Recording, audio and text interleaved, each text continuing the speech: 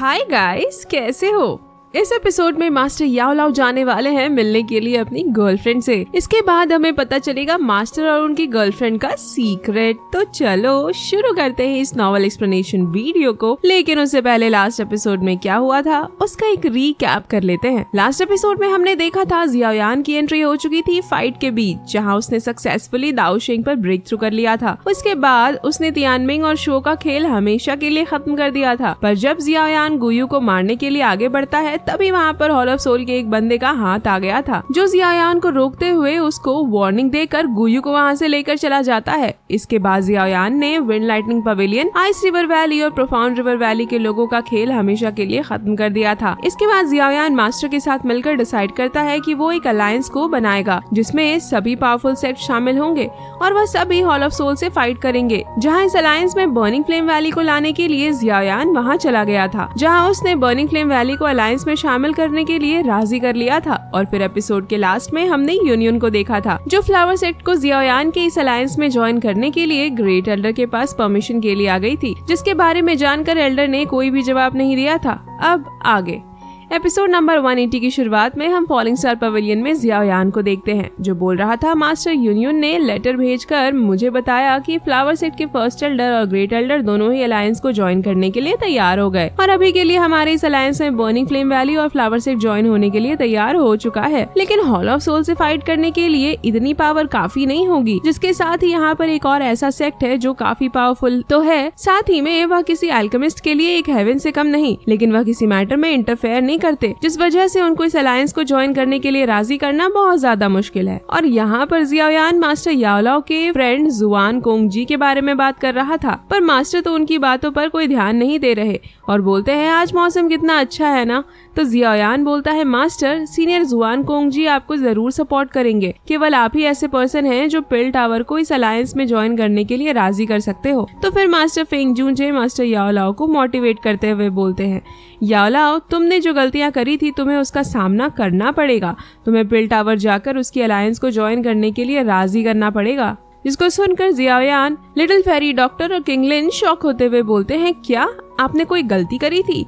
तो फिर master Feng जूनजे acting करते हुए बोलते हैं जुआन ये जिसका दिल प्यार से भरा हुआ था, जिसने सभी को रिजेक्ट कर दिया था सिर्फ और सिर्फ एक पर्सन के लिए, पर आखिर में उसका भी दिल टूट गया। जिसको सुनकर मास्टर बोलते हैं अपनी बकवास को बंद करो, जियाओयान और बाकी लोगों को इसके बारे में नहीं पता, पर तुम्हें तो उसके बारे में पता है ना कि क्या हुआ था। जिस पर मास्टर फेंग जूनजे बोलते हैं आखिर कोई इतने समय बाहर की दुनिया में ट्रैवल करने के बाद पिल टावर वापस क्यों नहीं जाना चाहता? मैं इसके बारे में कुछ नहीं जानता। तो मास्टर गुस्सा करते हुए बोलते हैं नाटक मत करो कि तुम्हें कुछ नहीं पता। क्या अगर तुम मेरी जगह पर होते तो तुम्हारे अंदर इतनी हिम्मत होती कि तुम उसका सामना कर सकते थे? इसके बाद हम पास्ट का सीन देखते हैं, जहाँ जुआन यही बोल रही थी मुझे अपने फ्यूचर हस्बैंड से ज्यादा कुछ नहीं चाहिए, बस जहाँ भी मैं जाऊँ वो मुझे फॉलो करे, मेरी हर बात को माने और चाहे मैं कुछ गलत ही क्यों ना करूँ वह उसमें भी मेरा साथ दे। तो मास्टर बोलते हैं क्या होगा अगर तुमने जैसा कहा वो नहीं कर पाया? तो जिस पर जुआन यही बोलती है अगर ऐसा हुआ तो मैं उसकी जान ले लूंगी। और फिर हम प्रेजेंट में देखते हैं जहाँ मास्टर की बातों को सुनकर little fairy doctor, queen medusa और किंगलिन बोलती हैं सीनियर आप एक नंबर के कायर हो, डरपोक हो। यह एक लड़की के लिए नॉर्मल सी बात होती है जो वह अपने हस्बैंड से चाहती है, आप तो एक इंसान कहलाने के भी लायक नहीं हो। जिसको सुनकर मास्टर रोते हुए जियाओयान को पकड़ लेते हैं और बोलते हैं जियाओयान मेरे प्यारे बच्चे, केवल तुम ही मुझे समझ सकते हो, मैं उसको बिल्कुल भी हैंडल नहीं कर सकता।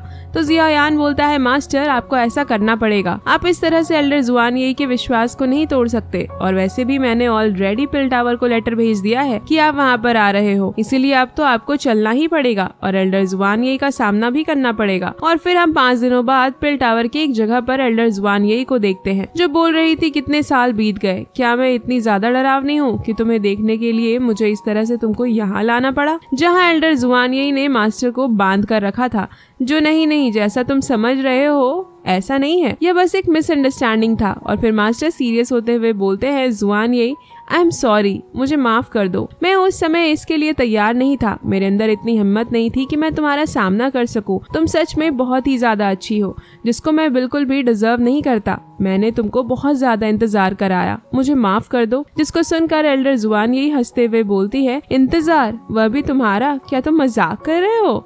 आखिर तुमने ऐसा सोच भी कैसे लिया? जिसको सुनकर मास्टर शॉक हो गए थे और वहीं जियाओयान और मास्टर फेंग जुनजे जो छुपकर उनकी बातें सुन रहे थे वह भी हैरान हो गए थे। और फिर एल्डर जुआन यही बोलती है, उस समय की बात अलग है, तब तुम काफी हैंडसम थे जिस वजह से मैं तुम्हारे प्यार में पड़ गई थी, लेकिन अभी मेरा इंटरेस्ट यंग और क्यूट लोगों में है और वैसे भी मेरा टाइम बहुत ज्यादा कीमती है जिसको मैं इस तरह से तुम्हारे ऊपर वेस्ट नहीं कर सकती। जिसे सुनकर मास्टर अपने चेस्ट को पकड़ते हुए बोलते हैं, ओह माय गॉड, तो तुमको केवल मेरे चेहरे से प्यार था? जिस पर एल्डर जुआन यही बोलती है, पहले तुम काफी हैंडसम थे पर अभी तुम काफी ओल्ड हो चुके हो और बिल्कुल भी हैंडसम नहीं हो। जिसको सुनकर तो जैसे मास्टर पागल ही हो चुके थे। और तभी वहाँ पर मास्टर जुआन कुंगजी हंसते हुए बोलते हैं, याओलाओ, मैंने कभी नहीं सोचा था कि एक दिन तुमको भी किसी लड़की से इस बात को सुनने को मिलेगा। जहाँ मास्टर जुआन कुंगजी को वहाँ पर देख जियाओयान शॉक होते हुए बोलता है, सीनियर आप यहाँ पर कैसे? तभी मास्टर याओलाओ मास्टर जुआन कुंगजी को पकड़ लेते हैं और बोलते हैं, तुम्हें इसके बारे में ऑलरेडी पता था, फिर भी तुमने मुझे इसमें फंसाया। जिस पर मास्टर जुआन कुंगजी बोलते हैं, तुम्हें इतने सालों बाद तुम्हारी बॉडी वापस मिल गई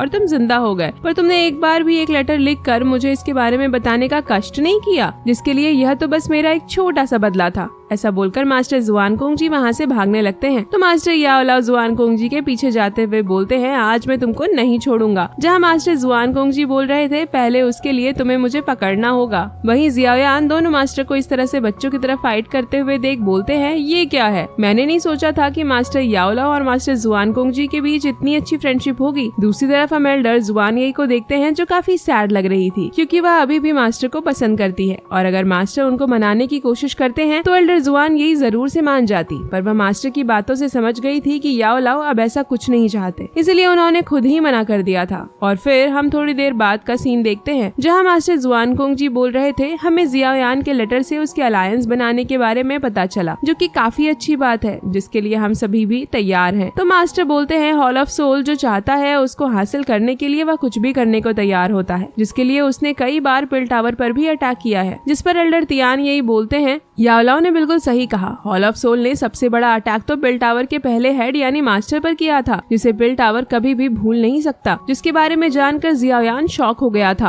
और बोलता है, क्या पिल टावर के पीछे भी एक स्टोरी है? जिस पर मास्टर जुआन कुंगजी बताते हैं, पिल टावर के जो पहले हेड यानी कि मास्टर थे वह बहुत ज्यादा काइंड नेचर के और बहुत ही ज्यादा रिस्पेक्टेड पर्सन थे। एक बार उन्होंने फाइट के दौरान एक अनाथ बच्चे को बचाया, उन्होंने उसे बहुत प्यार दिया और अपने डिसिपल की तरह सब कुछ सिखाया, लेकिन किसी ने भी नहीं सोचा था कि उस लड़के को हॉल ऑफ सोल ने भेजा है। और जब उसकी आइडेंटिटी सभी के सामने रिवील हो गई तो पिल टावर के हेडमास्टर उसे अपने एक डिसिपल की तरह ट्रीट करने की वजह से कोई पनिशमेंट नहीं दे सके और उन्होंने उसे जाने दिया। लेकिन वह लड़का हुनहुजी ने हॉल ऑफ सोल के एल्डर से मदद लेकर हेड पर अटैक करके उन्हें जान से मार दिया। और फिर हम प्रेजेंट का सीन देखते हैं जहां मास्टर जुआन कुंगजी बोलते हैं, हॉल ऑफ सोल की पावर इस पूरे सेंट्रल प्लेन में सबसे ज्यादा है, लेकिन पिल टावर के ज्यादातर लोग एल्केमिस्ट हैं, जिस वजह से वह फाइट करने में इतने ज्यादा एक्सपर्ट नहीं है। और अगर हम बदला लेना भी चाहते हैं तो हमारी पावर इतनी नहीं होती कि हम हॉल ऑफ सोल का सामना कर सके। जिस पर एल्डर टियान लेई बोलते हैं, इसलिए अगर हम सभी एक साथ मिल जाएं तो हमारे पास एक उम्मीद होगी कि हम हॉल ऑफ सोल को डिस्ट्रॉय कर सकते हैं। तो फिर एल्डर जुआन यही भी बोलती है, पिल टावर के साथ ही और भी ज्यादा पावरफुल सेक्ट को हॉल ऑफ सोल की वजह से काफी कुछ खोना पड़ा है, तो अगर हम इस अलायंस को बनाते हैं तो और भी पावरफुल लोगों को हम इसमें शामिल कर सकते हैं। जिसको सुनकर जियाओयान खुश होते हुए बोलता है, इसका मतलब कि पिल टावर भी अलायंस को ज्वाइन करने के लिए तैयार है। जिस पर मास्टर जुआन कुंगजी बोलते हैं, अनफॉर्चुनेटली अभी भी पिल टावर इस अलायंस को ज्वाइन नहीं कर सकता। तो जियाओयान पूछता है, सीनियर लेकिन ऐसा क्यों? जिसको सुनकर मास्टर याओलाओ जियाओयान को बताते हैं, ऐसा इसलिए क्योंकि पिल टावर के अलायंस को ज्वाइन करने के लिए यह तीनों अकेले डिसाइड नहीं कर सकते। जिसको सुनकर जियाओयान शॉक होते हुए बोलता है, क्या? मुझे लगा था सीनियर जुआन कुंगजी, एल्डर टियान ली और एल्डर जुआन यही से भी कोई ऊपर नहीं है, वह तो तीनों ही पिल टावर के सबसे ज्यादा पावरफुल एल्डर है। तो फिर मास्टर बताते हैं, ऐसा बिल्कुल भी नहीं है, इन तीनों से भी पिल टावर के एल्डर्स का एक काउंसिल है जो पिल टावर के सभी बड़े मामलों पर बात करती है और किसी स्पेशल मैटर पर कोई चीज डिसाइड करने के लिए वोटिंग होती है और उस काउंसिल में मौजूद एल्डर्स ही पिल टावर की असली पावर हैं। और फिर मास्टर जुआन कुंगजी बोलते हैं, उस एल्डर काउंसिल में हमें केवल 3 सीट ही मिली है, जिसमें से एक एल्डर टियान लेई का, दूसरा जुआन येई का और एक मेरा है। और जैसे ही मुझे तुम्हारे लेटर से अलायंस के बारे में पता चला, मैंने तुरंत ग्रैंड एल्डर काउंसिल को इसके बारे में बता दिया और उनको अलायंस को ज्वाइन करने के लिए बोला। लेकिन एल्डर काउंसिल के कुछ जिद्दी लोग इसके लिए बिल्कुल भी भी मानने को तैयार नहीं। तो जियाओयान बोलता है इसका मतलब कि हम हार गए, जिस पर मास्टर जुआनकोंग जी बोलते हैं नहीं, ऐसी बात नहीं है।